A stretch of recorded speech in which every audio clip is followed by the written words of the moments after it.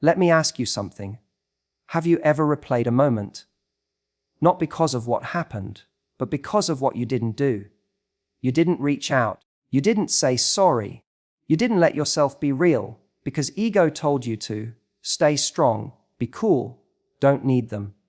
But now, you sit with that silence wall, and it's louder than any words you could have said. See, ego never feels heavy in the moment. It actually feels good, protective even. It tells you you're in control, but regret doesn't yell, it whispers, slowly, relentlessly. What if I had just shown up differently? This is a message for anyone who's ever looked back and realized the real loss wasn't the person. It was the chance to be honest, before the door closed. We often walk around thinking we're being strong when, in reality, we're being guarded. The lines between confidence and ego blur so easily because ego knows how to imitate strength. It stands tall, crosses its arms, and convinces you that not reacting, not reaching out, not opening up is the high ground. But beneath that posture is often fear, raw, aching, and unspoken. Fear of rejection, fear of looking weak, fear of not being in control. That's what ego feeds on. And because it speaks the language of pride, we follow it without even realizing we're being led. Imagine a moment where someone pushed your buttons. Maybe they said something that hurt you, or made you feel small, or maybe they didn't say anything at all. They just distanced themselves. You feel that tightening in your chest, that sting. Your first instinct might be to lean in, to ask, to connect, to say, "That hurt," or "I need to understand." But just as that moment rises, ego interrupts. It tells you, don't let them see that. Don't be the one who chases. You've got to look like you're above it. So instead of leaning in, you pull back. You act like you don't care. You might even double down on the distance, play it cool, or throw up walls. And it works, at first. There's a temporary sense of power in staying silent or acting indifferent. It's like an emotional high. You think you've maintained your dignity, your composure, your strength. You've held the line. But what you're really doing is building a wall between yourself and the very thing you want: understanding, closeness, resolution. Ego isn't there to help you heal. It's there to help you hide. It gives you the illusion of control, but all it really does is delay the emotional cost. Time passes. That moment you skipped over, the one you thought you buried. It starts echoing in quieter moments. When you're alone, when your phone lights up, and it's not them, when a memory surfaces uninvited, you start to hear a different voice. One that doesn't care about pride or power or being right. One that just wishes you had said the thing you were really feeling. I'm hurt. I miss you. I care. And that's when the regret creeps in. It's not just regret for losing someone. It's regret for not being brave enough to show up.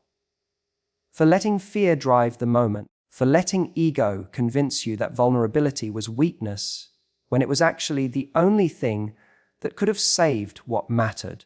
The sting isn't just in what happened.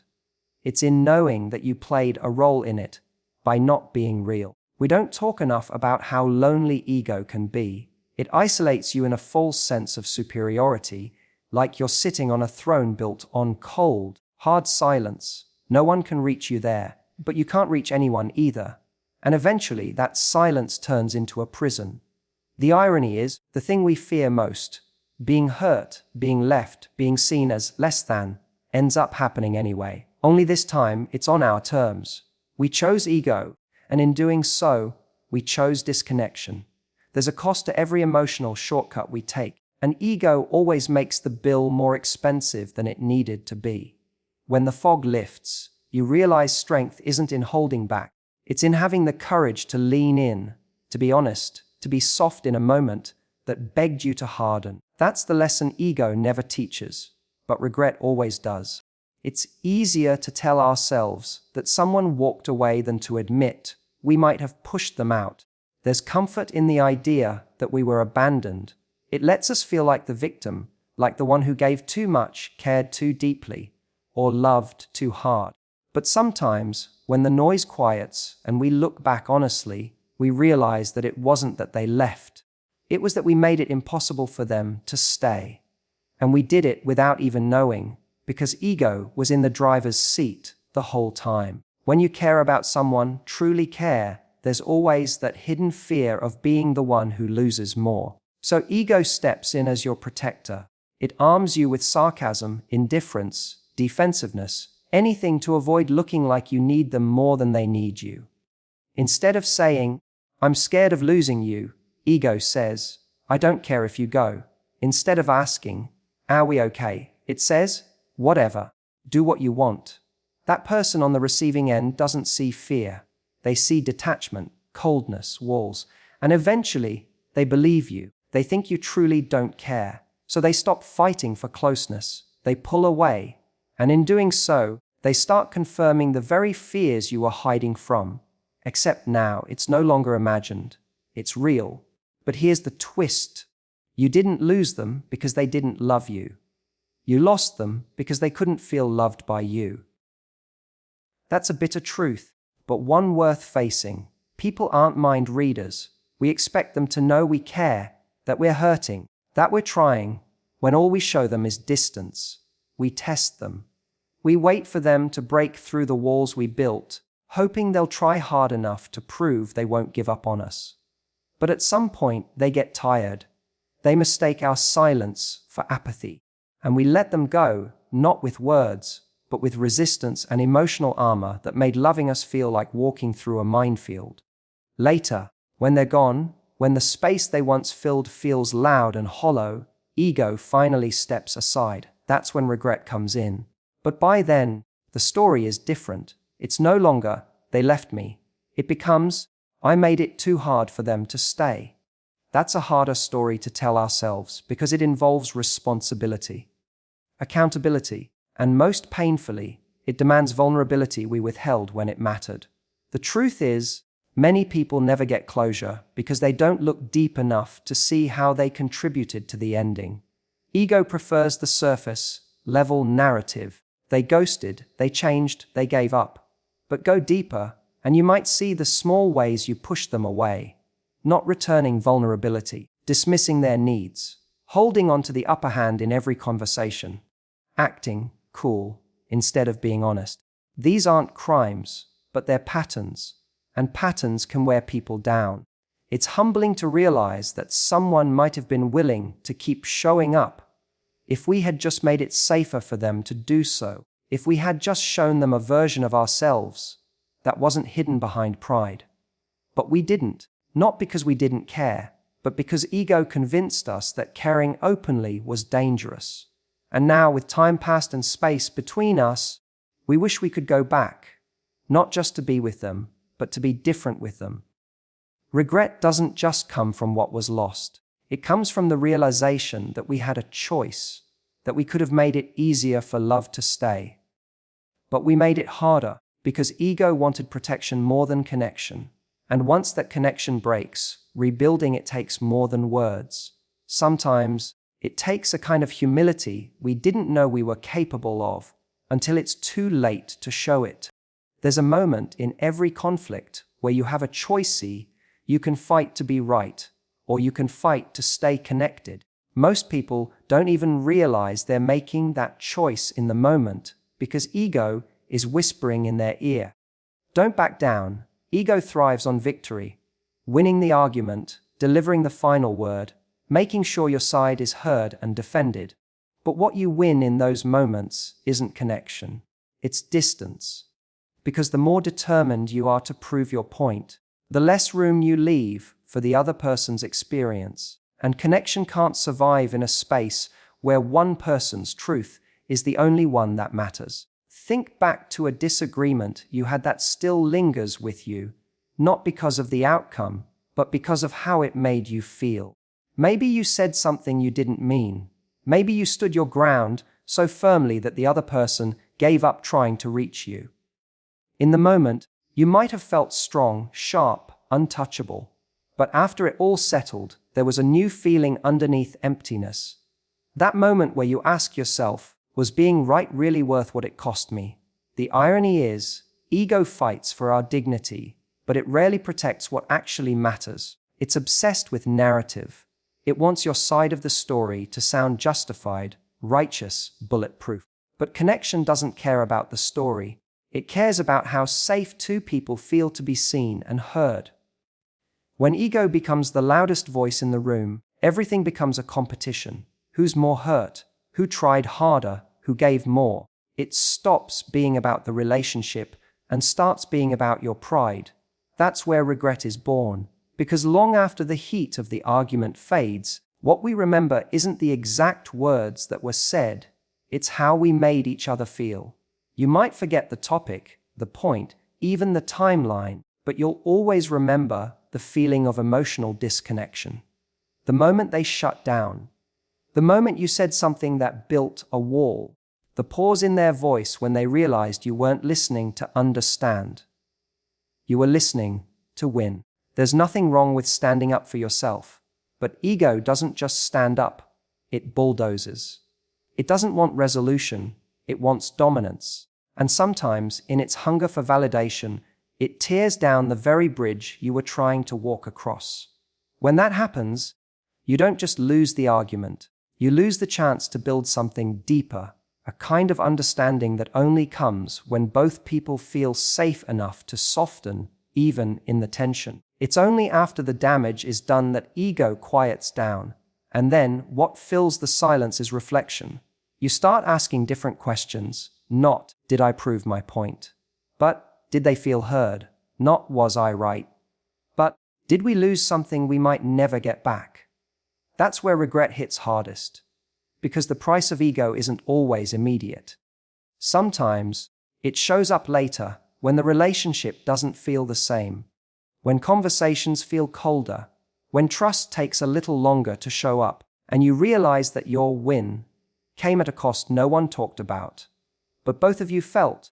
The tragedy is that most conflicts aren't about winning or losing. They're about being seen, feeling understood, and knowing that someone cares enough to lean in instead of shutting down. Ego tells us to protect our truth at all costs. But connection invites us to hold our truth with someone, not against them. And when we fail to do that, the moment might pass, but the feeling of disconnection can linger for months, years, even forever. All because we chose being right over being real. Silence can wear many disguises. It can look like strength, like composure, like control. You walk away from the conversation that's getting too raw and think, I'm not stooping to that level. You don't reply to the message that hurt you and tell yourself, I'm setting boundaries. You keep your feelings to yourself and say, I'm just protecting my peace. But there's a fine line between emotional maturity and emotional avoidance. And most of the time, silence isn't power. It's just fear dressed up in dignity. We live in a culture that romanticizes indifference. The one who cares less wins. The one who responds last has the upper hand. The one who stays silent has the strength. But what we rarely talk about is the emotional cost of that silence. The missed opportunities to connect, to clarify, to heal. We think we're being strong by holding it in, but we're actually withholding something that could have changed the entire direction of a relationship. Sometimes we stay silent, not because we're above the moment, but because we don't know how to be in it without losing control. Vulnerability is messy. It requires real, time truth, unpolished words, the courage to say, that really got to me. Silence, on the other hand, is neat. It's clean. It allows us to avoid rejection, embarrassment, or the possibility of saying something we can't take back. But it also removes any chance of repair. It shuts the door on understanding before the other person even knows what they did wrong, or what we needed from them. The most painful part is that silence is often misunderstood. The person on the other end doesn't see it as strength. They see it as distance. They interpret it as disinterest, coldness, punishment. And what might have been a moment of connection, of truth, telling, of healing, becomes a wall. One they may eventually stop trying to climb. It's easy to believe that saying nothing keeps us in control, but real strength is being able to speak up, especially when it would be easier to walk away. Real strength is saying, this hurt, without turning it into blame. It's saying, I miss you, without needing the same words back. It's risking your pride in the hope of something deeper. Connection, resolution, maybe even peace. You don't get that from silence. You get self-protection.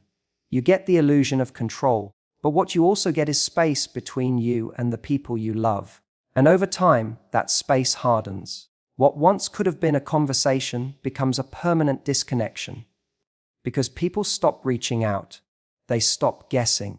They stop believing there's anything left to hear. Later, you might tell yourself, I should have said something. You replay the moments when you could have opened up, when the door was still cracked. But ego told you to stay silent, to keep the power, to not give them the satisfaction of seeing you care. And so you didn't speak. And now you're left talking to yourself, rehearsing the words that never made it out of your mouth. Silence isn't strength when it's born from fear. It's just a delay in pain. And eventually, the emotions you avoid speaking become the emotions you carry. They show up in your tone, your distance, your inability to be fully present in new relationships. You think you're moving on cleanly, but you're just moving on quietly, with everything still inside you. It's not that silence never has a place. Sometimes we need space to think, to process. But when silence becomes your default response to discomfort, you're not mastering yourself, you're avoiding yourself. And in the process, you're not just losing the moment. You might be losing someone who would have stayed, if only you'd let them hear you. Apologizing shouldn't feel like surrender, but for many of us, it does. Somewhere along the line, we internalize the idea that saying, I'm sorry, means admitting weakness, admitting fault, or giving the other person a kind of emotional upper hand. So instead, we hold back, we keep our mouths shut, hoping time will smooth things over, or that the other person will simply move on without us having to own anything. But deep down, we know we're not avoiding the apology because we're right. We're avoiding it because it makes us vulnerable. Ego tells us that to apologize is to give someone else power. It frames the act as transactional. If I say I was wrong, then they win. So we hold back, even when we feel that pull inside, that uncomfortable knot that knows we crossed a line, hurt someone, or failed to show up how we should have. And that pull doesn't just go away. It turns into something heavier, quieter, and harder to live with regret. Regret creeps in when the moment to apologize has passed. At first, it's a whisper, you should have said something. But when enough time goes by, it becomes a weight. You start noticing how that person withdraws, how the tone of the relationship shifts, how the closeness starts to fade. And while they may never bring it up again, the silence speaks volumes. You both know something was left unresolved. You just never had the courage to reach for resolution. The ironic part is that the apology you were so afraid to give starts to feel like the thing that could have saved everything.